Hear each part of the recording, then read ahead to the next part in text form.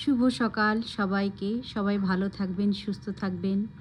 জীবনে যাই কিছু ঘটে যাক না কেন, স্বাভাবিক জীবনযাপন তো আমাদের করতে হবে, তাই না? তাই নিত্যদিনের কাজেও ফিরতে হবে। তো দেখো, সকালবেলায় উঠে ছেলের জন্য আমি দুধ কর্নফ্লেক্স রেডি করলাম। আর ওইদিকে হাক্কা নুডলসের প্যাকেটটা বার করেছি, ছেলেকে টিফিনে নুডলস বানিয়ে দেবো। ছেলের আজ থেকে পরীক্ষা শুরু, তাই টিফিনে একটু নুডলসও বানিয়ে দেবো, কারণ সারাদিনের ব্যাপার, সেই সন্ধে হয়ে যাবে আসতে। আর এইদিকে আমার জন্য 1 কাপ লিকার চা, সঙ্গে 2টো বিস্কুট নিয়েছি। চাটা রেডি হয়ে গেছে, একটু ঢাকা দিয়ে তারপরে কাপের মধ্যে ছেঁকে নেব। আর ওইদিকে আমি গরম জল বসিয়ে দিয়েছি ফ্লাক্সে গরম হতে, জলটা আমি ভরে রাখবো। নুডলসটা সেদ্ধ হয়ে গেছে, জল ঝরাতে দেব। এর মধ্যে চাটা নিয়ে বসে পড়লাম, চাটা খেয়ে নেব।